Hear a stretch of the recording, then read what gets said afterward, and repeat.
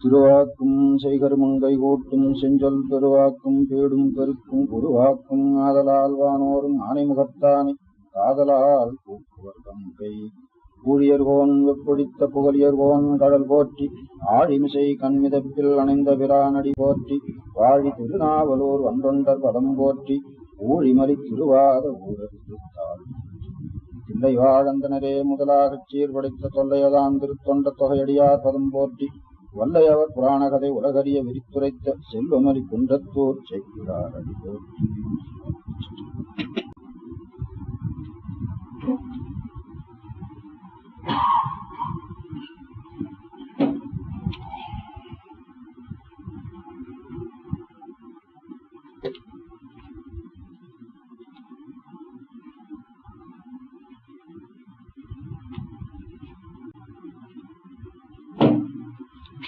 நண்பர்களே,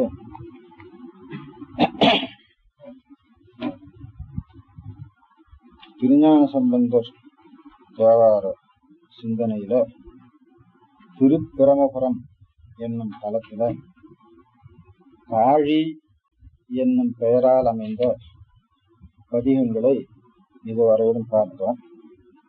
இன்றைக்கு கொச்சை வயம் என்ற பெயரால் அமைந்த பதிகத்தை சிந்திப்பதற்கு எடுத்துக்கொள்கிறோம்.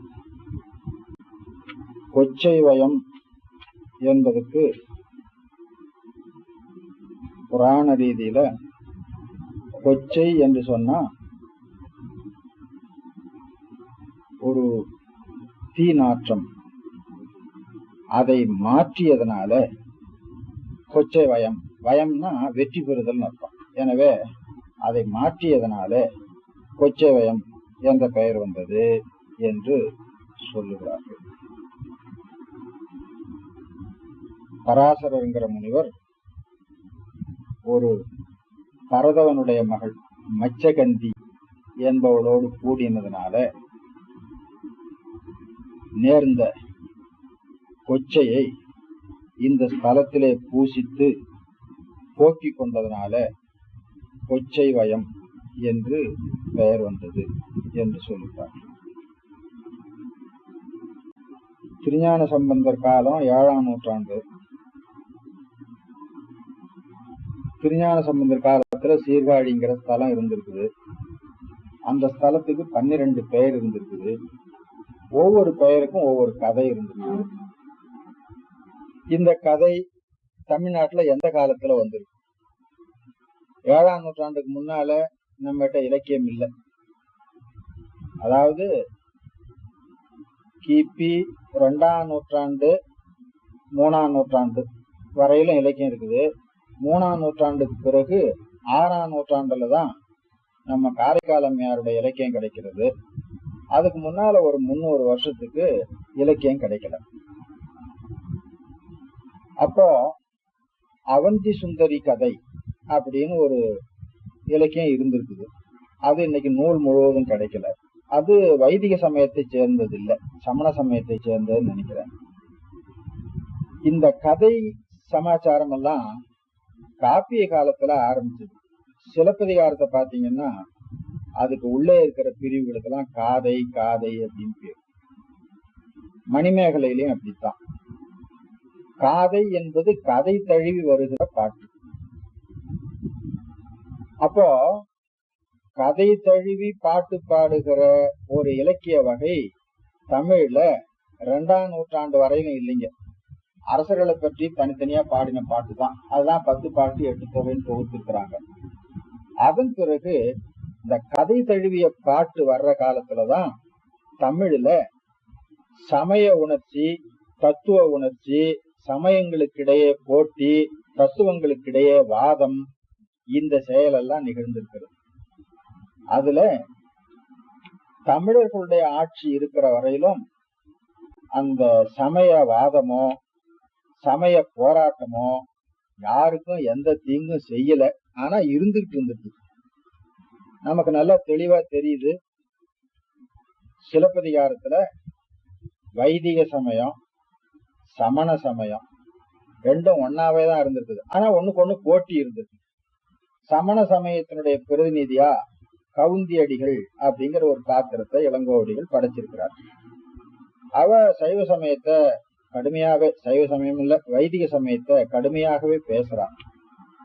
அதே சமயத்துல மாடல மறையோன், மாங்காட்டு மறையோன், திருப்பதி, திருவரங்கம், மதுரை வெள்ளியம்பலம், கால்மாரி ஆடின தலம் இருக்கு இல்லையா, இவைகளை பற்றிய குறிப்புகளும் அதுல வந்து கொண்டிருக்கிறது. அப்போ சிலப்பதிகாரத்துல சமய பேதம் தெரிஞ்சிருக்குது, சமயவாதம் இல்லை. மணிமேகலை காலத்துல நல்ல சமயவாதமே. அவ எல்லா சமயவாதிகளையும் கூப்பிட்டு உங்க சமயத்து கொள்கை சொல்லு, உங்க சமயத்து கொள்கையை சொல்லுன்னு மறுத்து கடைசியில பௌத்த சமயம் தான் சிறந்த சமயம்னு முடிவு பண்ணி அப்படி போனதாக சீத்தலை சாத்தனார் பாடியிருக்கிறார். மணிமேகலை முழுவதுமே சமயவாதத்தை உடையதில்லை. முன்னால சில காதைகள் மட்டும், அதாவது மணிமேகலை மணிபல்லவ தீவுக்கு போறது வரையிலும் கதை இருக்குதுங்க. மணிபல்லவ தீவுக்கு போன பிறகு மணிமேகலா தெய்வத்தினாலேயே அறிவுறுத்தப்பட்டு மந்திர சக்திகள் எல்லாம் பெற்று அவள் வந்த பிறகு அது எல்லாம் தத்துவமயமா போயிட்டு இருக்குங்க. அந்த கதையினுடைய தொடர்ச்சி களப்பிரர் காலத்துல தோன்றிய அவந்தி சுந்தரி கதை. அந்த இலக்கியத்தினுடைய இயல்பு பார்க்கணும். அங்கேயும் காதை, இங்கேயும் கதை. இப்படி ஒரு இலக்கியம் தோன்றுகிற முறை பிற சமயத்தவர்கள், அதாவது சமண பௌத்த சமயத்தவர்கள் வருகையினால நம்ம நாட்டுல தோன்றிட்டு இருக்கோம். அதுக்கு முன்னால இருந்த கதைகள்ல, பாடல்கள்ல சில புராண கதை இருக்குதை தவிர இந்த மாதிரி கதைகள்லாம் இல்லை.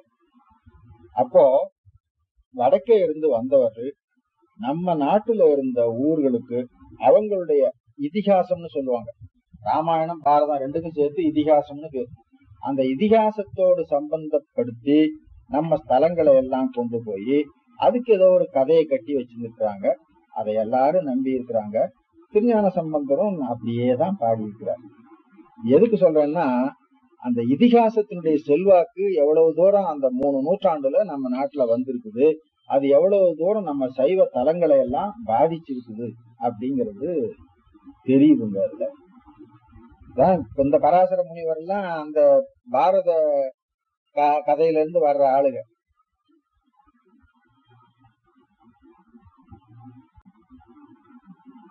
அவன் சொல்றான், மச்சகந்தியை யோசனகந்தி அப்படிங்கிற பெயரால மாற்றி அவளோடு கூடி, அது அந்த நல்ல நேரமா, அந்த நேரம் போயிட்டு தானே அப்புறம் குழந்தை பெற்றா பயன்படாதான், அதுக்காக அந்த நேரத்துல கூடி குழந்தை பெற்று அவளால வேதங்களை எல்லாம் விருத்தி பண்ணி இப்படி பண்ணியிருக்கிறான் அப்படின்ட்டு பாரதத்துல கதை சொல்றாங்க. அந்த கதையோட சேர்த்து இந்த சீகாழி அப்படிங்கிற ஸ்தலத்தை கொண்டு வந்து, அதாவது திருஞான சம்பந்தர் பாடி இருக்கிறாருங்கிறதுனால நம்மளால அதை ஒண்ணும் பண்ண முடியல. அதே சமயத்துல அதை கொஞ்சம் யோசனை பண்ணி பார்த்தா ஏத்துக்கவும் முடியல. அத காழி அப்படிங்கறது அப்படித்தான்ல, காளிதன் அப்படிங்கிற பாம்பு வழிபட்டதுனால காளி. காளிதன் பாம்பு வழிபட்டா காழின்னு தானே வரணும், காளின்னு எப்படி வரும்? ரகர லகர வித்தியாசம் இல்லாமலே அந்த காலத்துல வழங்கி இருக்குமா? ரகர லகர வித்தியாசம் எப்ப இல்லாம போச்சு? வடமொழி தமிழ்ல வந்து கலந்த பொழுது இல்லாம போச்சு. அதுக்கு தகுந்தாப்புல இலக்கணமும் பண்ணிட்டானுங்க. இலக்கணம் ரொம்ப 10ஆம் நூற்றாண்டுலதான் இலக்கணம் பண்ணாங்க. அதுக்கு முன்னால அந்த இலக்கணம் கிடையாது.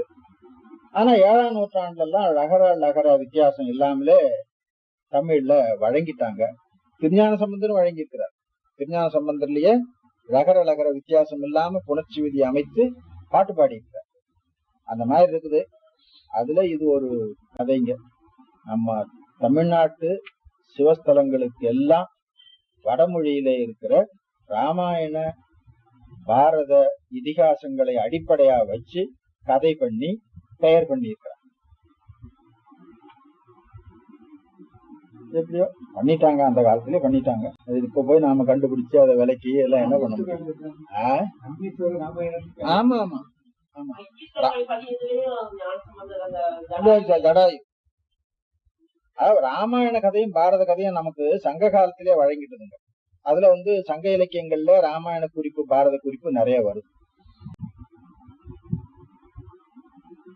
அதோ ராவணன் சீதையை தூக்கிட்டு போனானா, அப்படி தூக்கிட்டு போற பொழுது தன்னுடைய அணிகலன்களை எல்லாம் அவ கழட்டி போட்டுட்டு போனாலாம். அதை கீழே இந்த குரங்குகள்லாம் எடுத்த உடனே எதை எங்க அணிந்து கொள்றதுன்னு தெரியாம கையில் அணியறத கழுத்துக்கு, கழுத்துல அணியறத கைக்குமா மாத்தி அணிஞ்சிட்டு வேடிக்கை பண்ணிட்டு கிடந்ததுலாம் அதெல்லாம் நம்ம பாடி இருக்கிறான். அது பின்னால அவனுடைய கற்பனையா இருக்கலாம், இந்த குரங்கு எடுத்து. ஆனா அவனுக்கு அடிப்படை ஒண்ணு இருக்குது. அவ ராவணனால தூக்கி செல்லப்பட்டாள் அப்படிங்கிற கதை தமிழ்நாட்டுல வழங்கி இருக்குது. அது இலக்கியத்துல கொண்டு வந்து ஏற்றி வழங்குற வரையிலும் அதுக்கு இடம் கொடுத்துக்கிறாங்க அப்படிங்கிறது தெரியும். அது மாதிரி நமக்கு தமிழ்ல ஆகமம் ஒண்ணு, புராணம் ஒண்ணு, வேதம். வேதம், ஆகமம், புராணம். அவங்க புராணம் சொல்ல மாட்டாங்க, இதிகாசம் சொல்லிடுவாங்க. அந்த இதிகாசத்தினுடைய செல்வாக்கு நம்ம தமிழ்நாட்டுல சிவஸ்தலங்கள் எல்லாத்தையும் இடம் பிடிச்சிருக்குங்க. அதுல இது ஒரு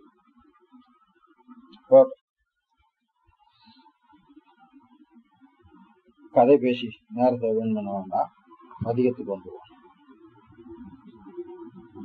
நீலநன் மிடற்றன் இறைவன் சினத்த நெடுமா உரித்த நிகரில் சேலன கண்ணி வண்ணம் ஒரு கூறு உருக்கொள் திகழ் தேவன் மேவு பதிதான் கொச்சைவயமே அப்படின்னு முடிக்க போறார்.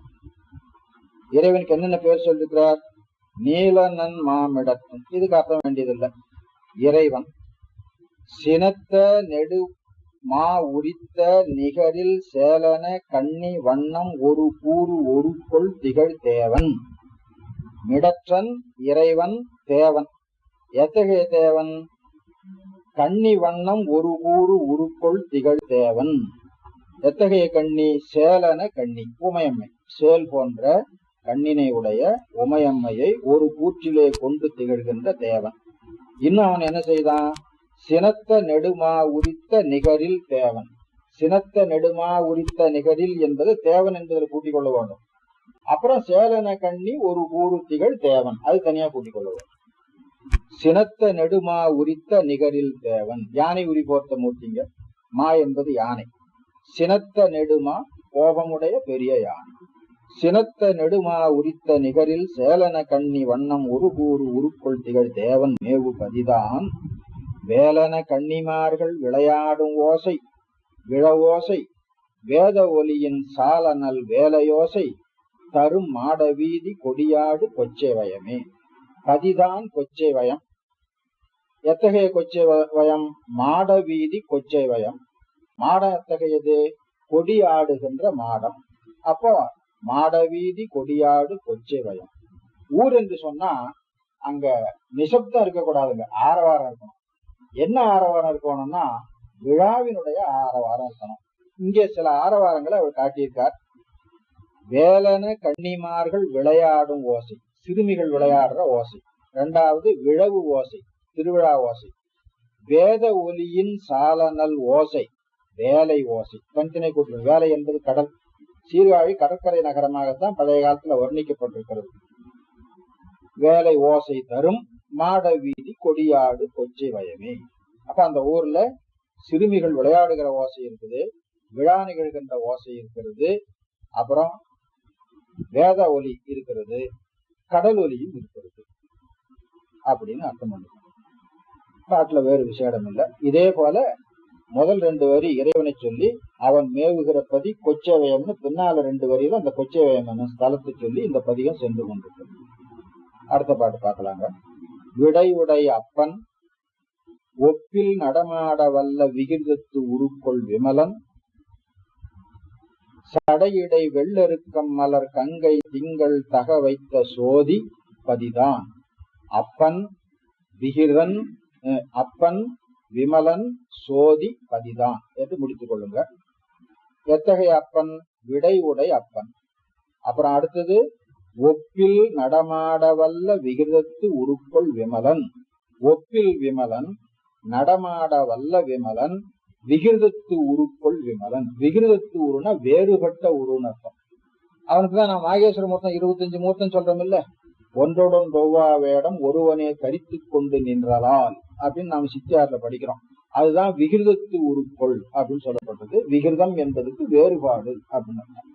விகிர்தத்து உருக்கொள் விமலன், அது தனித்தனியா கூட்டிக் கொள்ள வேணுங்க. ஒப்பில் விமலன், நடமாட வல்ல விமலன், விகிர்தத்து உருக்கொள் விமலன். அடுத்து சடையிடை வெள்ளெருக்க மலர் கங்கை திங்கள் தக வைத்த, தக நடுவு நிலைமையுடன் வைத்த என்று அர்த்தம் பண்ணிக்கலாம். அதாவது வெள்ளருக்க மலரையும் வச்சிருக்கிறான், கங்கையும் வச்சிருக்கிறான், திங்களும் வச்சிருக்கலாம். திங்கள் உயர்ந்த பொருள், கங்கை தீர்த்தங்கள்ல உயர்ந்தது. அதே சமயத்துல வெள்ளருக்க மலர் மலர்கள்ல உயர்ந்ததுன்னு சொல்ல முடியாதுல்ல. அப்ப வெள்ளருக்க மலராகிய தாழ்ந்த மலரையும் உயர்ந்த தீர்த்தமாகிய கங்கையும் சிறந்த குளிர்ந்த ஒளிவுடைய பொருளாகிய நிலாவையும் வைத்தான். ஆகையினால தக வைத்த, ஒன்றுக்கொன்று வேற்றுமை உடையனவா இருந்தாலும் அவனிடத்துல போய் சேர்ந்தா இறைவனை அடைந்த பொருள்கள் என்ற வகையில எல்லாம் சமம். அங்க உயர் தாழ்வு கிடையாது அப்படின்னு ஞாபகம். அதனால தக வைத்த சோதி, அவன் எழுந்தருளி இருக்கின்ற பதி. மடையிடை, மடை என்பது நீர் பாய்கிற மடை. அன்னம் எங்கும் நிறைய பறந்து கமலத்து வைகும். வயல் சூழ் கொடை உடை வன்கையாளர் மறையோர்கள் என்றும் வளர்கின்ற கொச்சை வயமே. இதையும் தனித்தனியா முடிக்கணுங்க. மடையிடை அன்னம் எங்கும் நிறைய, இதுக்கெல்லாம் அர்த்தம் வேண்டியது இல்லைங்க. மடையிடை அன்னம் எங்கும் நிறைய பறந்து கமலத்து வைகும் கொச்சை வயம். அது தனியா கொச்சை வயத்துல கூட்டிக்கணும். கமலம் என்று தாமரை, அன்னம் நீர்மடையினிடத்திலே மலர்ந்திருக்கின்ற தாமரையிலே தங்கி இருக்கும்படியான கொச்சை வயம். அப்புறம் மிச்சம் இருக்கிறது என்ன பண்றது?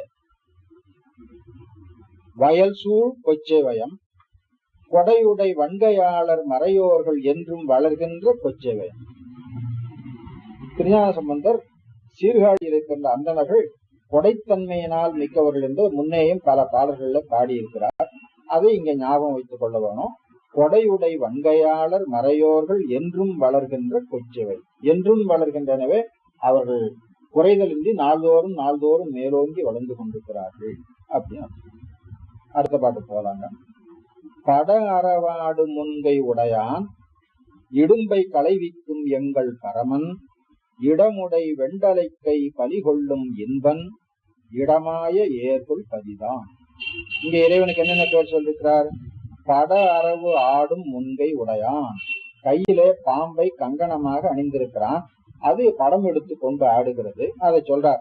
பட அரவு ஆடும் முன்கை உடையான். அதுக்கு மேல இடும்பை களைவிக்கும் எங்கள் பரமன். இடும்பைனா துன்பம், நமக்கு வருகின்ற துன்பங்களை எல்லாம் நீக்குகின்ற பரமன். இடும்பை களைவிக்கும் எங்கள் பரமன் இடமுடை வெண்டலைக்கை பலிகொள்ளும் இன்பன். இடமுடை கை, அகன்ற கை, உள்ளங்கை அகன்ற கை. அதனால இடமுடை கை, வெண்டலை கை, கையிலே தலை ஓடு ஏந்தி இருக்கான். அந்த தலை ஓட்டிலே பலி கொள்வான், பிச்சை கொள்வான்.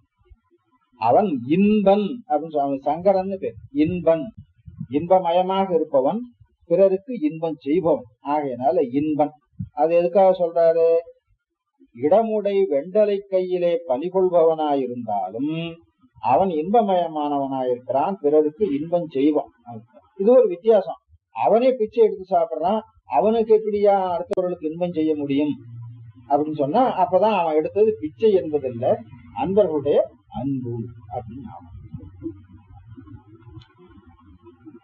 இடமாய ஏர்கொள் பதிதான். ஏர் என்பது அழகு மிக்க பதி. ஏர்கொள் பதிதான். நடம் இட மஞ்சை, மஞ்சைனா மயில். மயில் ஒரு பக்கம் நடமாடுகிறது. ஒருத்தர் நடமாடுனா இன்னொருத்தர் பாட்டு பாடணும் இல்லையா? பாட்டு பாடுறது ஒருத்தருக்கா பாருங்க. வண்டு மது உண்டு பாடும். வண்டு பாடும், சும்மா பாட்டு வருமா? கொஞ்சம் ஏதாவது திருப்தியா சாப்பிட்டா தானே பாட்டு வரும். அதனால மது உண்டு, அதனால பாட்டு பாடுது. நடமிட மஞ்சை, வண்டு மது உண்டு பாடும் நளிர் சோலை, நெருங்கிய சோலை. கோலு கனக குடமுடை கூடம் ஏரி வளர் பூவை நல்ல மறையோது கொச்சை வயமே. இதை எப்படி பண்ணணும்? நடமிட மஞ்சை, வண்டு மது உண்டு பாடும் நளிர் சோலை கொச்சை வயம். மயில் நடமாட, வண்டு மது உண்டு பாடுகின்ற சோலைகளுடைய கொச்சை வயம். அது தனியா முடிச்சுக்கணும். அதுக்கு மேல கோலு கனக குடம் இடு கூடம் ஏரி வளர் பூவை நல்ல மறைவோது கொச்சை வயமே. வளர் பூவை, பூவைன்னு ஒரு பறவை, கிளி போல. நாகனவாய் புல்லுன்னு சொல்லுவாங்க, இப்ப மைனான்னு சொல்றாங்க. அதுதான் அப்படின்னு சொல்றாங்க.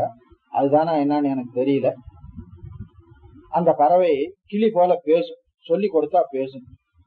பூவை நல்ல மறையோது கொச்சை வயம். கிளி மறையோதுவதை பற்றி முன்னால பாடி இருக்கிறார். இங்க பூவை என்ற பறவை மறை ஓதுவதை பற்றி பாடுகிறார்.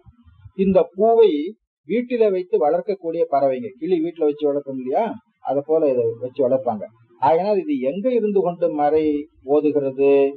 கூடம் ஏறி, கூடம் வீட்டுல நடு இடமா இருக்கிறது சொல்றோம் இல்லைங்களா, அங்க இது வச்சு வளர்க்குறாங்க.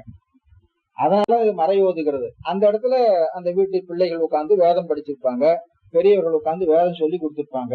இதுவும் பக்கத்துல இருந்து பழகிக்கிட்டது. அதனால கூடம் ஏறி வளர் பூவை நல்ல மறையோது கொச்சவை. அந்த கூடம் எப்படி இருக்கிறது அப்படின்னு கேட்டா, பூர்ண கும்பத்தினாலே மங்களம் உடையதாக அமைக்கப்பட்டிருக்கிறது அந்த கூடம். அதை சொல்றார். கோலு கனக குடம் இடு கூடம். கோலு கனக குடம், கனகத்தாலே செய்யப்பட்ட குடம். அந்த குடம் இடு கூடம், குடத்தை இட்டு வைத்த கூடம். கூடத்துல குடத்தை எதுக்கு வைக்கிறாங்க அப்படின்னா, அந்த குடம் என்பது பூர்ண கும்பம். பூர்ண கும்பம்னா நீர் நிறைத்து அதுக்கு வேண்டிய மந்திரங்கள் எல்லாம் சொல்லி வருவ மங்கள பொருள், அஷ்டமங்கலம் சொல்லுவாங்க. அஷ்டமங்கலத்துல 8 பொருள்ல ஒரு பொருள் நிறை குடம் அப்படின்னு சொல்லுவாங்க. இதை வருபவர்களை வரவேற்கிறதுக்கு வீட்டிலே மங்களத்திற்காக முன்னால வச்சிருக்காங்க. அத்தகைய கூடத்திலே பூவை இருந்து கொண்டு மறை ஓதுகிறது. இதை ஏன் வர்ணிக்கணும்? இதை வர்ணிக்கிறதுனால அந்த ஊர்ல இருக்கிற செல்வ செழிப்பு தெரியும், மாடத்தினுடைய செழிப்பு தெரியுது. செல்வ செழிப்பு இருந்தா பத்தாது, மங்களமும் இருக்கணும். நல்ல மங்களமான மாடங்கள், அங்க இருப்பவர்கள் நல்ல வேதத்திலே வல்லவர்களாக இருக்கிறார்கள் அப்படின்னு அந்த ஊரினுடைய செல்வ வளத்தையும் மங்கள நிலையினையும் அங்கே இருக்கின்ற மக்களுடைய அறிவு முதலியவற்றையும் இந்த வர்ணனை நமக்கு சொல்லுகிறது. எனவே வீணான வர்ணனை இல்லை அப்படின்னு தெரிஞ்சுக்கலாம். அடுத்த பாட்டு போலாம். எண்டிசை பாலரெங்கும் இகலி புகுந்து. இகலி புகுந்து ஒரு பாடம், இயலி புகுந்து ஒரு பாடம். இயலி புகுந்துன்னு பாடபேதம் கீழே போட்டுருக்காங்க. அதுதான் சரியான பாடம்னு கோபால் ஐயர் கருதி இருக்கிறார். அதனால அந்த பாடத்தை எடுத்துக்கலாம். இயலி, இயலினா இயலுதல்னா நடத்தல். இயலி புகுந்து. எண்டிசை பாலர், எண்டிசை பாலர் திக்கு பாலர்கள். அவர்கள் அந்த ஊர்ல எல்லா பக்கம் நடந்துகிட்டு கோவில்கள் அங்க எங்க புகுந்து வழிபாடு செய்து கொண்டிருக்கார். அது சொல்றார். இயலி புகுந்து முயல் உற்ற சிந்தை முடுகி. எதிலே முயல் உற்ற சிந்தை? சிவ வழிபாட்டிலே முயல் உற்ற சிந்தை. சிவ வழிபாட்டிலே முயல் உற்ற சிந்தை யாருக்கு வரும்? சிவபெருமானிடத்திலே அன்பு கொண்டவர்களுக்கு வரும். அப்படியானா அவர்களிடத்துல இப்ப என்ன நிகழ்ந்து கொண்டிருக்கிறது அப்படின்னா, புத்தியினராகம் போய் வித்தையினராகம் போய் திருவருளாலே நிகழ்கின்ற சிவராகம் நிகழ்ந்து கொண்டிருக்கிறது. இதுதான் சாஸ்திரம் படிக்கிறதுக்கு பயன். சாஸ்திரம் படிச்சா அதை கொண்டு வந்து தோத்திரத்துல எந்த இடத்துல பொருத்தி பார்க்கலாம் அப்படின்னு பார்க்கணும். சாஸ்திரம் ஒரு இலக்கணம், தோத்திரம் ஒரு இலக்கியம். சாதாரணமா கலைப்புலவர்கள், காவிய புலவர்கள் இருக்கிறாங்க. அவங்க காவியம் படிக்கிறாங்க, இலக்கணம் படிக்கிறாங்க. இலக்கணம் காவியத்துக்கு விதி. காவியம் படிக்கிற பொழுது இலக்கண விதியை பொருத்தி பார்த்துக்கணும். இலக்கணம் படிக்கிற பொழுது காவியத்தை கொண்டு வந்து உதாரணம் வச்சு பார்த்துக்கணும். அந்த மாதிரி சைவ சித்தாந்தம் ஒரு இலக்கணம், தோத்திரம் ஒரு இலக்கியம். சைவ சித்தாந்தம் படிச்சா அது தோத்திரத்துல எந்த இடத்துல வந்து இடம்பெறுகிறது பார்க்கணும். அதே மாதிரி சாஸ்திரம் படிக்கிற பொழுது இதுக்கு தோத்திரத்துல எது உதாரணமாகிறது அப்படின்னு பார்க்கணும். இப்போ எண்டிசைப்பாளர் எங்கும் இயலி புகுந்து முயல் உற்ற சிந்தை முடுகி இவர்கள் செய்கிறாருன்னா அவங்க கிட்ட என்ன இருக்குது? சிவ வழிபாட்டிலே ஆசை இருக்குது. சிவ வழிபாட்டுல ஆசை இருக்குதுன்னா தத்துவத்துல என்ன நடந்திருக்கும் அப்படிங்கிறத சாஸ்திரத்தை கொண்டு வந்து பார்த்துக்கணும். முயல் உற்ற சிந்தை முடுகி என்னென்ன பூசை பொருள்கள் கொண்டு போறாங்க? பண்டு ஒளி தீபம் மாலை இடு தூபமோடு பணி உற்ற பாதர். பண்டு பணி உற்ற பாதர். பண்டுனா முற்காலத்துல திக்குப்பாலகர்கள் எல்லாம் சீர்காழிக்கு வந்து இறைவனை வழிபடுகிறார்கள். வழிபடுவதற்குரிய பூஜா திரவியங்களாக அவங்க என்ன கொண்டு போயிருக்காங்க? ஒளி தீபம் மாலை இடு தூபம். இவற்றோடு தூபம் தீபம் மாலையாச்சு, மற்றதெல்லாம் நாம கூட்டிக் கொள்ள வேண்டும். எல்லாத்தையும் சொல்லிட்டு இருக்க முடியாது இல்லையா? அதனால சொன்னவற்றை வைத்து மற்றவற்றை நாம் கூட்டிக் கொள்ள வேண்டும். பூஜா திரவியங்களோடு சென்று வழிபடுகின்ற பதி. திக்குப்பாலர்களே வந்து வழிபடுகிறார்கள்னா நாம சும்மா இருக்கலாமோ? நாம் வழிபட வேண்டும் அப்படிங்கிறது நமக்கு கட்டளை, அதுக்காக கொடுத்திருக்கிறார்கள். மண்டிய வண்டல் மிண்டி வரும் நீர பொன்னி வயல் பாய.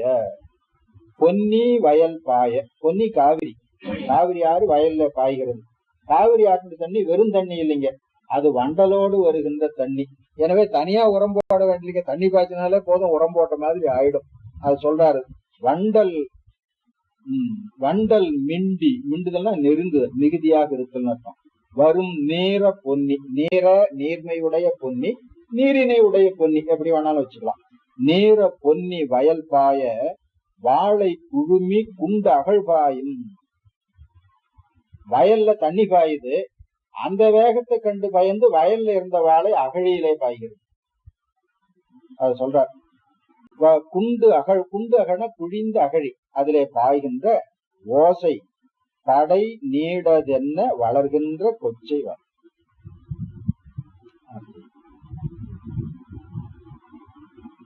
நீர் வளம் வயல் வளம் ரெண்டு சொன்னார். அடுத்த பாட்டு. பனிவளர் மாமலைக்கு மருகன் குபேரனோடு தோழமை கொள் பகவன். சிவபெருமான சொல்றார். பனிவளர் மாமலைக்கு மருகன். பனிவளர் மலை இமயமலை. இமயமலைங்கிறதுக்கு பனிமலைன்னு அர்த்தம். ஹிமம் அப்படின்னா பனி. ஹிமாச்சலம் தமிழ்ல ஹி அப்படின்னு வராது, அதனால இ போட்டுக்கிறோம். ஹிமம்ங்கிறத இமம் அப்படின்னு சொல்றோம். இமமலை அப்படின்னு சொல்றோம். அப்ப ஹிமாச்சலம் என்பதுக்கு தமிழ்ல என்ன சொல்றது அப்படின்னு கேட்டா பனிவளர் மலை, பனிமலைன்னு சொல்லலாம். பனிமலைங்கிறத கொஞ்சம் இலக்கியத்துக்கு நீட்டி சொல்ல வேண்டிய வரும்போது வளர்ங்கிற ஒரு சொல்ல மத்தியில போட்டு பனிவளர் மலை அப்படின்னு சொல்றாரு. பனிவளர் மாமலைக்கு மருகன் குபேரனோடு தோழமை கொள் பகவன். சிவபெருமானுக்கு தோழன் குபேரன். தனதன்ன தோழா அப்படின்னு படிப்போம் இல்லையா, தனதன் குபேரனுக்கு. அப்போ சிவபெருமான் அவர்கிட்ட ஒண்ணும் இல்லாட்டாலும் அங்க கையை காட்டி விட்டுருவார். வந்து கேட்கறான் கொடு அப்படின்னு சொல்லி. தனதன்ன சோழன் குபேரனோட தோழமை கொள். அவங்கிட்ட ஒண்ணும் இல்லையா அப்படின்னு கேட்டா அவன் பகவன். பகவன் என்பதுக்கு 6 குணம் உள்ளவன் அப்படின்னு அர்த்தம். சிவபெருமானுக்குள்ள எண் குணத்தை 6 குணமாக அடக்கி சொல்றது வழக்கு. அது ஷட்குணம், அதான் ஷாட்புண்ணிய சம்பந்தன் அப்படின்னு சொல்லி சொல்றது. அதனால பகவன், பக என்ற சொல்லுக்கு 6ன்னு ஒரு பொருள் உண்டு. பகவன் அருகுணம் உள்ளவன் அப்படின்னு அர்த்தம். எனவே குபேரனோட தோழமை கொண்டிருக்கிறான்னு அவங்ககிட்ட ஒண்ணும் இல்லைன்னு நினைச்சிருக்க வேண்டாம். அவங்ககிட்ட 6 குணம் இருக்குது. அதுல ஐஸ்வர்யம் முதல்ல அதுல அடங்கி போகும். இனியன அல்லவற்றை இனிதாக நல்கும் இறைவன், இதுதான் ரொம்ப முக்கியம். இனியன அல்லவற்றை இனிதாக நல்கும் இறைவன். ஆன்மாக்களுக்கு ஞானத்தை மிகுவிக்க வேண்டும், ஆன்ம ஞானத்தை வளர்க்க வேண்டும், அதுல சிவஞானத்தை பதிய வைக்க வேண்டும். இப்ப அது பாச ஞானம் உடையதாக இருக்கிறது, மல ஞானம் உடையதாக இருக்கிறது. ஆணவ சம்பந்தத்தினால மல ஞானம் உடையதாக இருக்கிறது. அந்த மல ஞானத்தை போக்க வேணும்னா நல்ல கண்ம அனுபவத்தை கொடுக்கணும். நல்லதும் தீயதும் ஆகிய கண்ம அனுபவத்தை. ஏன்னா விருப்பு வெறுப்பு 2 இருக்குது. அது காரணமா புண்ணியம் பாவம் 2 நடக்கும். புண்ணியம் பாவம் 2 காரணமா இன்பத் துன்பம் 2 வரும். இன்பத்தை அனுபவிக்கிற பொழுது சந்தோஷமா அனுபவிப்பாங்க, துன்பத்தை அனுபவிக்கிறது கொஞ்சம் கஷ்டப்படுவாங்க. அப்ப இறைவன் என்ன பண்ணிருக்கிறான், துன்பத்தையும் இன்பம் போல காட்டி நுகர வைக்கிறான். இதுதான் மறைப்பு சக்திங்க. எனவே இந்த இடத்துல திரோதானம் பேசப்பட்டிருக்கிறது. இனியன அல்லவற்றை இனிதாக நல்கும் இறைவன். இனியன அல்லவற்றை இனிய பொருள் போல நாம் கருதும்படியாக நல்குபவன். இனியன அல்லவற்றை இனிதாக நல்கும் இறைவன் இடங்கொள் பதிதான். முனிவர்கள் தொக்கு மிக்க மறையோர்கள் ஓமம் வளர் தூமம் ஓடி அணவி குனிமதி மூடி நீடும் உயர்வான் மறைத்து நிறைகின்ற கொச்சை வயமே. அந்த ஸ்தலத்துல முனிவர்கள் தான் நிறைய இருக்கிறார்கள், மறையோர்கள் நிறைய இருக்கிறார்கள். எல்லாரும் சேர்ந்து ஓமம் செய்கிறார்கள். அதனாலே புகை மேலே எழுகிறது. அது மேலே சென்று சந்திரனை மறைக்கிறது. குனிமதி மூடி, குனிமதி வளைந்த மதி. குனி என்பதுக்கு வளைவுன்னு அர்த்தம். குனித்த புறம் இருக்கு இல்லையா, அந்த மாதிரி. குனித்தல் என்பதுக்கு ஆடுதல்னு ஒரு பேரு. காலை வளைத்து ஆடுதனாலதான் குனித்த அப்படின்னு சொல்றது. குஞ்சித பாதம் என்பதும் அதுதான். குஞ்சித்த வளைத்த அப்படின்னு அர்த்தம். இனியன அல்லவற்றை இனிதாக நல்கும் இறைவன், அந்த தொடர் நல்ல ஞாபகம் வச்சுங்க. இனியன அல்லவற்றை இனிதாக நல்கும் இறைவன் இடங்கொள் பதிதான் முனிவர்கள் தொக்கு மிக்க மறையோர்கள் ஓமம் வளர் தூமம் ஓடி அணைவி, அணைவினா நெருங்கி, குனிமதி மூடி நீடும் உயர்வான் மறைத்து, சந்திரனையும் மறைத்து வானத்தையும் மறைத்து விட்டது, நிறைகின்ற ஆகாயம் முழுவதும் நிறைந்திருக்கின்ற கொச்சிவயம். அடுத்த பாட்டு. புலி அதழ் கோவணங்கள் உடையாடையாக உடையான், புலி அதழை ஆடையாக உடையான், கோவணத்தை ஆடையாக உடையான். உடை ஆடை, உடையும் அதுதானே ஆடையும் அதுதானே, அப்படின்னா உடுக்கின்ற ஆடை உடையாடை. உடை என்ற சொல்லுக்கு உடுத்தல், நடை நடத்தல் வருது இல்லைங்களா, அத போல உடை உடுத்தல், உடுக்கப்படுதலினாலே உடை. உடுத்தல்னா சூழ செய்து கொள்ளுதல் அப்படின்னா அதுதான் உடுத்தல் என்பதற்கு பொருள். புலியதழ் கோவணங்கள் உடையாடையாக உடையான் நினைக்கும் அளவில் நலிதரு முப்புறங்கள் எரி செய்த நாதன். முப்புறத்தை எரி செய்தான். முப்புறத்தை எரி செய்வதற்கு எவ்வளவு காலம் போராடினான்? அவனுக்கு காலமே வேண்டியதில்லை. நினைக்கும் அவளை பின்னால ஒரு இடத்துல உளுந்துருளும் இயல்பையில், ஒரு உளுந்து உருள்றதுக்கு எவ்வளவு நேரம் ஆகும்? ஒரு பெரிய உருண்டைன்னா அது உருள்னா அது ஒரு உருண்டு அந்த பக்கம் போறதுக்கு கொஞ்சம் நிமிஷம் பிடிக்கும். ஒரு உளுந்து உருள்றதுக்கு எவ்வளவு நேரம் ஆகும்? அந்த உளுந்து உருள்கின்ற நேரத்துல அவன் முப்புறத்தை எரி செய்தான் அப்படின்னு சொல்லுவார். அத போல இங்க நினைக்கும் அளவில், நினைக்கும் அளவில் அப்படின்னா என்ன அர்த்தம்? அது இதான் சங்கற்பத்தால் செய்தது.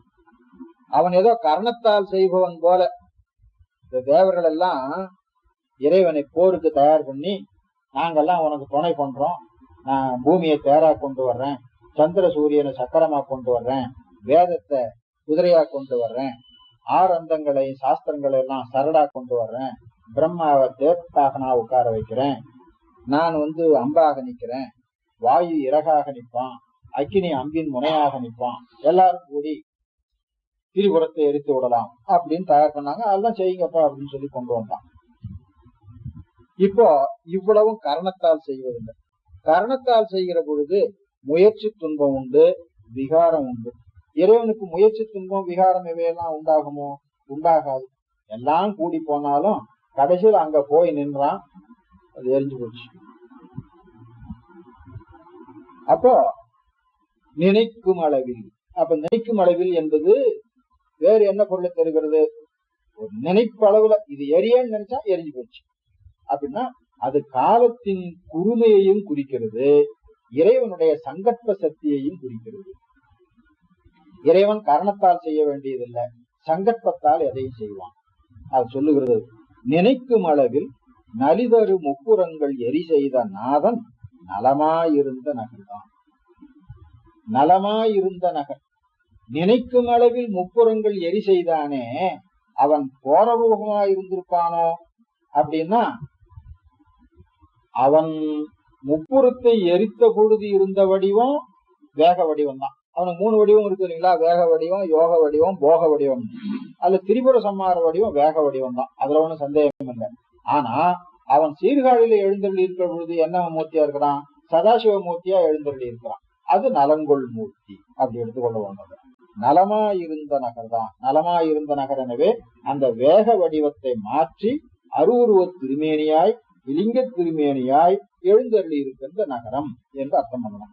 நலமாயிருந்த நகர்தான் கலிகட அந்தனார்கள் கலைமேவு சிந்தை உடையார் நிறைந்து வளர பொலிதரும் மண்டபங்கள் உயர் மாடம் நீடு வரைமேவு கொச்சைவயமே.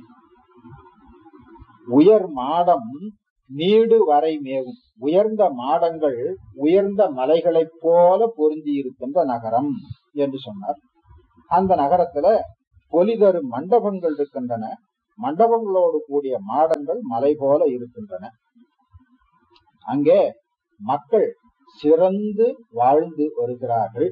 அவர்கள் எப்படி வாழ்ந்து வருகிறார்கள்னா, கலைமேவு சிந்தை உடையாராக வாழ்ந்து வருகிறார்கள். கலைமேவு சிந்தை, கலை என்பது சாஸ்திரங்களை குறிக்கிறது.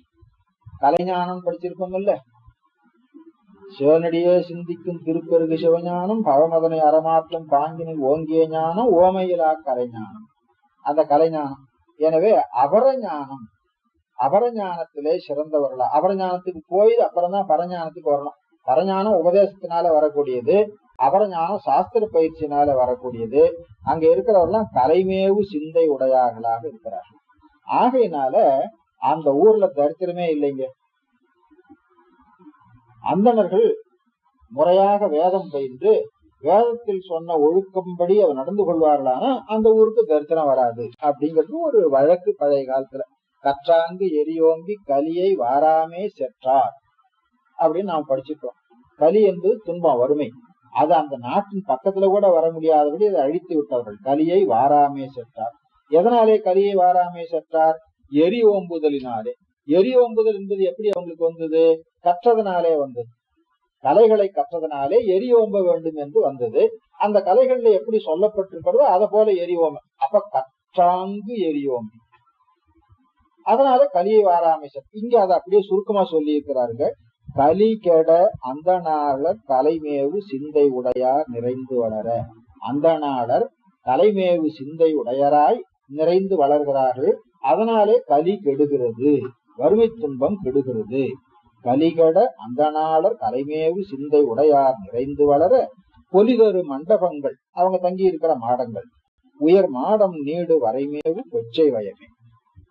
மழைமுகில் போலும் மேனி அடல்வாள் அரக்கன் முடியோடு தோள்கள் நெறிய. இதுக்கு அர்த்தம் சாதாரண விளங்குங்க. மழைமுகில் போலும் மேனி கரு நிறம், அடல்வாள் அரக்கன் ராவணன், அவனுடைய முடியோடு தோள்கள் நெறிய, முடியும் தோளும் நெறிய. கிழைகட மாமலர் பொன் அடி வைத்த பேயோடு உடனாடி மேய பதிதான். சிவபெருமான் என்ன பெயரால் சொல்றார்? பேயோடு உடனாடி. இவன் ஆடுவான், அது கூட பேயும் ஆடும். இவன் ஆட்டத்தினால பேய் ஆடும், பேய் ஆட்டத்தினால இவன் ஆடுவான். அது சொல்ல பேயோடு உடனாடி. அப்புறம் மாமலர் பொன் அடி வைத்த, அந்த அடியை எங்கே வச்சான்? அதுக்குதான் அந்த கதை இருக்குது. தோள்கள் நெறிய அடி வைத்தான், பிழை கெட அடி வைத்தான். இதுல ஒரு விஷயம் இருக்கு, தெரிந்து கொள்ள வேண்டும். மழைமுகில் போலும் மேனி அடல்வாள் அரக்கன் முடியோடு தோள்கள் நெறிய அடி வைத்தான். நாம இதான் என்ன நினைச்சிருக்கிறோம்? நிக்கிரகம். நிக்கிரகம் அனுக்கிரகம் ரெண்டு உண்டு இல்லைங்களா? நிக்கிரகம்னா தண்டித்தல், அனுக்கிரகம்னா அருள் செய்தல். இது நிக்கிரகம் அப்படின்னு சொல்றோம். ஆனா சைவ சித்தாந்தத்தை பொறுத்த வரையிலும் நிக்கிரகமும் கூட அனுக்கிரகம் தான். அப்ப இறைவன் ஆன்மாக்களுக்கு அருள் செய்வது ரெண்டு விதமா இருக்குங்க. அததான் காப்பியத்திலையும் கூட சொல்லுவாங்க.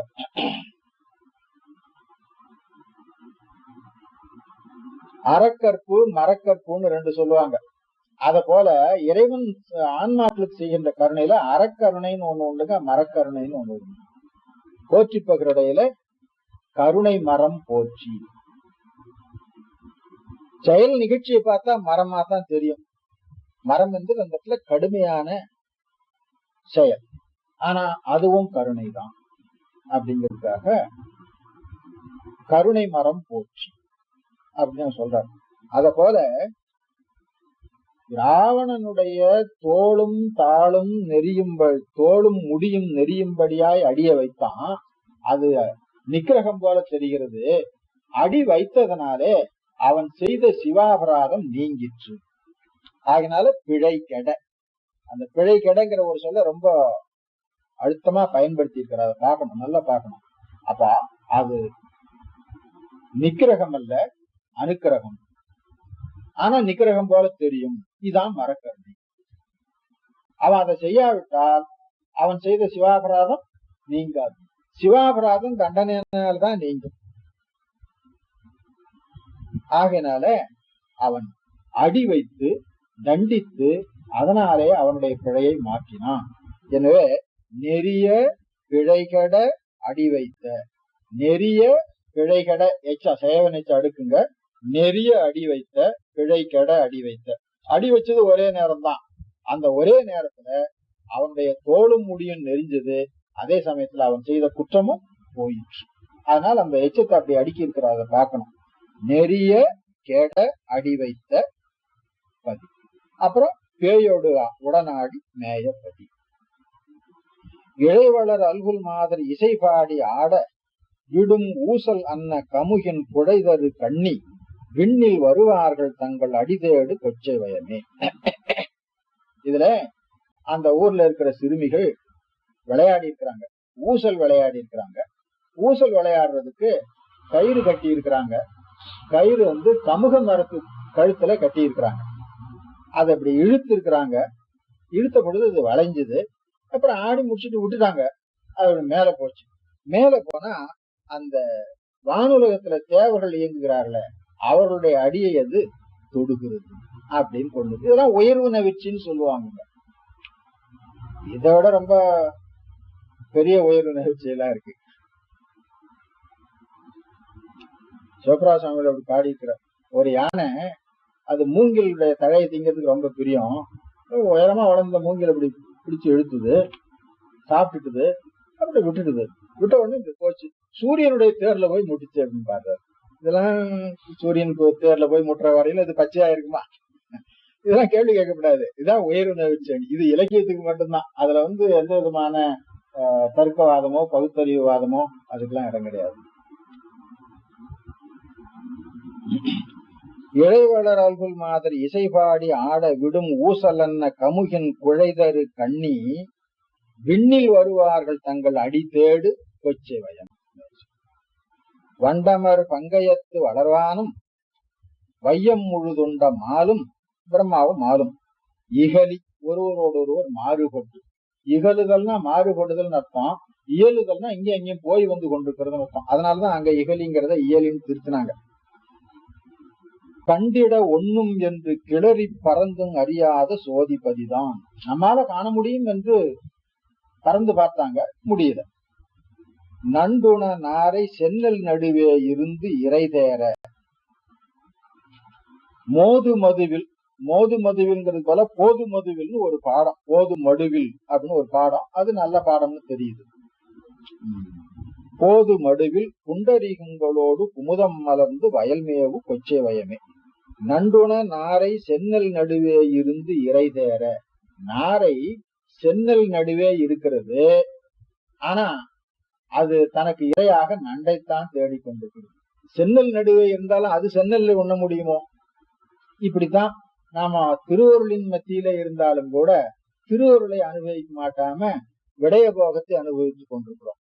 இப்ப இங்க என்ன சாஸ்திரத்தை ஞாபகம் வச்சுக்கணும்? பாலாழி மீனாளும் பான்மைத்து உயிர்கள் மாலாழி ஆளும் மரித்து. திருவருள் பயன் இல்லையா? அதே மாதிரிதான் பார்க்கலர் மேல் பூனை கரப்பருந்த நாடுன்னு. அது மாதிரி இது ஒரு வர்ணனையில நமக்கு காட்டுறார். இது சாதாரண வயல் வர்ணனை. நாரை அதைத்தானே செய்யும். அப்ப பக்குவம் இல்லாத பெத்த ஆன்மாக்கள் கண்மபோகத்தைத்தானே விரும்புவார்கள். ஆனா அவன் கண்மபோகத்தை விரும்புறான்னா இருக்கிறது திருவருள்ல தான் இருக்கிறார். திருவருளை விட்டு நமக்கு எங்க இடமே கிடையாதுங்க. ஆனா திருவருளை திருவருள் என்று உணரல நாம. ஆகையினால் கண்மபோகத்தை விரும்புகிறோம். கண்மபோகத்தை அது திரோதானமாக நின்று ஊட்டி கொண்டிருக்கு. இந்த குறிப்பு அந்த வர்ணனையில தெரியுதுங்க. நண்டு உண நாரை சென்னல் நடுவே இருந்து இறை தேர. அதை எப்படி படிச்சுக்கணும்? நாரை சென்னல் நடுவே இருந்து, அங்க ஒரு உண்மை சேர்த்துக்கணும். சென்னல் நடுவே இருந்தும் கூட நண்டு உண்ணுவதற்காக இறை தேறுகிறது. நண்டு உண்பதற்காக இறை தேறுகிறது. இதுதான் நம்ம நிலைமைங்க. அந்த ஸ்தலத்திலயும் அப்படி இருக்கிறாங்க. குபேரப்பட்டினம் கொள்ள போனாலும் அதுல 2 குசேலம் இருப்பானுங்கன்னு சொல்ற ஒரு பழமொழி உண்டுங்கிற மாதிரி சீர்காழியில அவ்வளவு அந்தணர்கள் இருக்கிறாங்க, கலிகட மறைவு வல்லவர்கள் இருக்கிறாங்க. எல்லாம் இருந்தும் இது மாதிரி சில வர்ணனைகள் வருதுங்க. அதை நாம அப்படி அர்த்தம் பண்ணிக்கொள்ளணும். திருஞான சம்பந்தமூர்த்தி சுவாமிகள் ஆன்மாக்களுடைய நிலைமையை அப்படி குறித்து காட்டுவதற்கு இந்த மாதிரி சில வர்ணனைகளை நமக்கு காட்டுகிறார் அப்படின்னு எடுத்துக்கொள்ளணும். போது மடுவில் புண்டரிகங்களோடு குமுதம். புண்டரிகம் என்று தாமரை. குமுதம் மலர்ந்து வயல்மேவு கொச்சது. கையினில் உண்டு மேனி உதிர் மாசர். கையில வாங்கி சாப்பிடுவாங்க. அவங்க ஆடையே உடுத்துறது இல்லையே. ஆடை உடுத்தினாலும் ஆடையில அது தொடச்சிக்கலாம். சாதாரணமா ஆடையிலும் தொடச்சிக்க கூடாது. தொடச்சிக்கிறதுன்னு தனியா ஒரு துண்டு வச்சிருக்கணும், தொடச்சிக்கணும். இதுதான் முறை. அவனுக்கு ஆடையும் கிடையாது, கையில வாங்கி சாப்பிடுவான், உடம்புல தொடச்சிக்குவான் அப்படின்னு. கையினில் உண்டு மேனி உதிர், மேனியிலே உதிர்த்து கொள்ளுகின்ற மாசினை உடையவர். மேனி உதிர் மாசர் குண்டர். இடு சீவரத்தின் உடையார், சீவரம் காவியாடைக்கு, இடு சீவரத்தின் உடையார். மெய்யுரையாத வண்ணம் விளையாடவல்ல விகிர்த்து உருப்பொள் விமலன். இந்த தொடர் ஞாபகம் வச்சுங்க. மெய்யுரையாத வண்ணம் விளையாடவல்ல விமலன், விகிர்தத்து உருப்பொள் விமலன். விகிர்தத்து உருப்பொள் விமலன்கிறது நமக்கு தெரியும், முன்னமே படிச்சிருக்கிறோம். விகிர்தம்னா வேறுபாடு, பல பல வேடமாக வருபவன் அப்படின்னு படிச்சிருக்கிறோம். அதுக்கு மேல இருக்கிற விஷயம் தான் இங்க தெரிந்து கொள்ள வேண்டியது. அதாவது சமணன் இருக்கிறான், பௌத்தன் இருக்கிறான். அவன்லாம் சாமானியமான ஆள் இல்லைங்க, நல்ல சாஸ்திரம் படிச்சவன், தர்க்கம் படிச்சவன். பௌத்தன் எப்படி தர்க்கம் படிச்சிருப்பாங்கிறது மணிமேகலையை பார்த்தா தெரியும். எல்லா சமயவாதிகளையும் எடுத்து சாப்பிட்டான். அப்போ அவ எவ்வளவு அறிவுடையவங்களா இருக்கும். அது போல மதவாதத்துல 2 நூல் உண்டுங்க. நீலகேசின்னு ஒண்ணு உண்டு, குண்டலகேசின்னு ஒண்ணு உண்டு. நீலகேசி சமணவாத நூல், குண்டலகேசி பௌத்தவாத நூல். இதெல்லாம் சாதாரணமான ஆள் இல்லை. அந்த ஆளுகளுக்கும் உண்மை தெரியாம போச்சுங்க. உண்மை தெரியாம போனது எதனால? இறைவனுடைய மறைப்பு சக்தியினாலே, சிவபரம்பொருளுடைய மறைப்பு சக்தியினாலே அவர்களுக்கும் உண்மை தெரியாம போச்சு. அது அவனுடைய விளையாட்டு. என்ன விளையாட்டு? ஆன்மாக்களை ஐந்தொழில் படுத்துவதிலே ஒரு விளையாட்டு. அவன் சமணர்கிட்ட மட்டுமா விளையாடி இருக்கிறான்? நம்ம திருநாவுக்கரசர்கிட்டயோ விளையாடி இருக்கிறான் இல்லையா? மருள் நீக்கியார் அவர் நல்ல சைவ ஒழுங்குல குடும்பத்தில பிறந்தவர். தாயார் தகப்பனார் நல்ல சைவ நெறியிலே நின்றவர், தமக்கையார் நல்ல சைவ நெறியிலே நின்றவர். இவரும் சாஸ்திரங்கள் எல்லாம் படித்தார். நிலையாமைய அனுபவமா உணர்ந்தார். அவரை போல நிலையாமை உணர்ந்தவங்க யாரும் இல்லையே. நிலையாமைய அனுபவமா இளைய வயதிலே உணர்ந்தவர். அவருக்கும் உண்மை தெரியாம போய்த்தானே சமண சமயத்துக்கு போனார். சமண சமயத்துக்கு ஏன் போனார் என்பதற்கு சேக்கிழார் என்ன காரணம் சொல்றார்? நம்பர் அருளாமையினால், நல்லாறு தெரிந்துணர நம்பர் அருளாமையினால். சைவ சமயத்துக்கு நல்லாருன்னு பேர் வச்சிருக்காரு. நல்லாருன்னா ஞான நெறின்னு அர்த்தம். நன்மை என்று எங்க வந்தாலும் ஞானம் கொஞ்சம் குறைஞ்சிட்டாருன்னு அர்த்தம். அங்க போனதுனால திரும்ப அங்கிருந்து வெளியில வந்தாரு இல்ல. எப்படி வந்தாரு? ஈஸ்வரருள் கூடுதலினால் செவ்வாறு சேர் திலகவதியார்த்தாள் சேர்வன் அப்படின்னு வந்தார். அங்க நம்பர் அருளாமையினால் போய் சேர்ந்தார். ஈஸ்வர் அருள் கூடுதலினால் வெளியில வந்தார். அங்க நல்லாருன்னு பேர் வச்சாரு, இங்க என்ன பேர் வச்சிருக்காரு? செவ்வாறு. செவ்வாறு செந்நெறி. அங்க நன்னெறின்னு பேர் வச்சார், இங்க செந்நெறின்னு பேர் வச்சார். ரெண்டும் சிவநெறிக்கு பேர். நன்னெறி என்பது ஞான நெறி அப்படின்னு அர்த்தம். செந்நெறி என்பது செம்மை நெறி. செம்மை நெறி அறியாத சிதடரோடு பிரிவேன்னு பாடினார் இல்லையா? இந்த செம்மை நெறி செந்நெறி. செந்நெறி என்பது தொகை சொல், செம்மை நெறி என்பது விரி சொல். அதுதான் வித்தியாசம், வேற ஒண்ணும் இல்லை. அப்போ சமணனுக்கும் பௌத்தனுக்கும் உண்மை தெரியாம போனதுக்கு காரணம் என்னன்னு கேட்டா இறைவனுடைய மறைப்பு சக்தி. இன்னும் கொஞ்ச நாளைக்கு அவர்கள் அந்த சமயத்தில் நிக்கணும். அப்புறம் பக்குவம் வந்த பிறகு அந்த சமயத்தை விட்டு, சைவ சித்தாந்தத்துடைய கொள்கையே அதுதான்ல. எடுத்த உடனே அவன் சைவ சித்தாந்தத்துக்கு வந்துட முடியாது. புறச்சமய நெறி நின்றும் அகச்சமயம் புக்கும்னு நம்ம அருணந்தி சிவம் ஒரு படிமுறை வச்சு காட்டியிருக்கிறார். இதுல சைவ சித்தாந்தத்துக்கு வரணும். சைவ சித்தாந்தத்துல வந்தவன்லாம் சைவன் ஆயிட முடியாது. அதுல சரீகிரிய யோகத்திலே நின்று ஞான நெறிக்கு வந்தா அவன் சித்தாந்த சைவத்தை அடைகிறான். அதுக்கு கீழே இருக்கிறவர்களும் வேற வேற சைவத்துலதான் அவன் நின்று கொண்டிருப்பான். அந்த சைவம் அகப்புற சமயம் என்றும் அகச்சமயம் என்றும் 6 ஆறாக பகுத்து வைக்கப்பட்டிருக்கிறது. ஆகையினால சைவ சித்தாந்தத்துக்கு வருவது என்பது திருவருள் இருந்தால் ஒழிய ஆன்மாக்களுக்கு வாய்க்காது. இப்ப சமண சமயத்துல பௌத்த சமயத்துல கிடந்தவர்களுக்கெல்லாம் திருவருள் வாய்க்கவில்லை. அங்கே திரோதானம் நிகழ்ந்து கொண்டிருக்கிறது அப்படிங்க தெரியுது. அதை இங்க பாடியிருக்கிறார் பாருங்க. குண்டரும் சீவரத்தின் உடையாரும் மெய் உரையாதபடி விளையாடவல்ல. விளையாடவல்லன்னா திருவிளையாட்டு பண்ண. திருவிளையாட்டாவது அவருடைய அறிவை மறைத்தான். அது அவனுக்கு ஒரு விளையாட்டா அப்படின்னு கேட்டா, விளையாட்டு என்பது இங்க ஐந்தொழிலை சொல்லுகிறது. ஐந்தொழிலைத்தான் நாம் விளையாட்டு என்று சொல்லுகிறோம். திருவம்பாவையில ஐயானி ஆட்கொண்டருளும் விளையாட்டின் அப்படின்னு படிச்சிருக்கோம். அப்ப விளையாட்டு என்பது ஐந்தொழில். ஐந்தொழில இது எந்த தொழிலை உணர்த்துகிறது? இந்த இடத்துல திரோதானம் என்ற தொழிலை உணர்த்துகிறது. அப்ப சமணர்களிடத்திலே அவன் திரோபம் செய்து கொண்டு நிற்கிறான். ஆகையினாலே அவர்களுக்கு மெய்நெறி இது என்று உணர முடியவில்லை அப்படின்னு. எனவே இந்த பாடல்ல இந்த தொடர் நல்ல ஞாபகம் வச்சுக்கணும். மெய்யுரையாத வண்ணம் விளையாட வல்ல விமலன் விகிதத்து உருக்குள் விமலன். தனித்தனியா கூட்டிக் கொள்ள வேண்டும். பாட்டு ஒரே நீளமா போகுங்க. பெயரை எந்தெந்த இடத்துல அறுத்து போட்டவோம் அப்படிங்கிறது தெரிஞ்சு கூட்டிக் கொள்ள வேண்டும். மெய்யுரையாத வண்ணம் விளையாட வல்ல விகிதத்து உருக்குள் விமலன் பையுடை நாகவாயில் எயிரார மிக்கு புறவம் பயின்று மலர. புறவம் பூ நாகத்தின் எயிறு போல இருக்கிறது, கூர்மையா இருக்கிறது சொன்னார். மலர செய்யினில் நீலம் மொட்டு விரிய கமழ்ந்து மணனாறு கொச்சை வயமே. அடுத்து இறைவனை ஒப்பிலாத ஒளி மேனியானை, ஒப்பிலாதவனை ஒளியுடைய மேனியானை தனித்தனே கூட்டிக்கொள். ஒப்பிலாத ஒளி மேனியானை உலகங்கள் ஏழுமுடனே மறைதரு வெள்ளம் ஏறி வளர்கோயில் மன்னி இனியாயிருந்த மணியை. இது சீர்காழியினுடைய தல வரலாறுங்க. மறைதரு வெள்ளம் ஏறி வளர்கோயில் மன்னி. எது மறைகிற? உலகங்கள் ஏழும் உடனே மறைதரும் வெள்ளம். வெள்ளம் ஏழுலகத்தையும் மறைக்கும்படியாய் பிரளய காலத்துல தோன்றியது. அப்பொழுது இவன் அந்த கோயிலிலே வீற்றிருந்தான் அப்படின்னு சொல்றார். உலகங்கள் ஏழும் உடனே, உடனே என்பது ஒன்றாக அர்த்தம்.